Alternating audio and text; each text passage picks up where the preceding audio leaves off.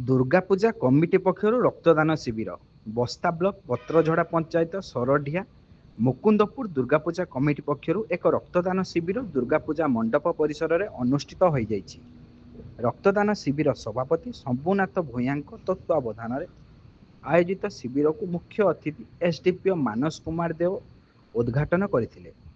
अन्यतम अतिथि भाव जिला रक्तदाता संघ उपसभापति तथा परिवेशविद सुमंत कुमार जेना, पूजा कमिटी उपदेष्टा नीलकंठ दंडपाट, सन्यासी नायक और दिलीप खमारी एवं रक्त केन्द्र डाक्तर देवाशीष राय, पूजा कमिटी सभापति जयदेव भूया, संपादक लंबोधर तरेई जगदे रक्तदाता को उत्साहित करथिले।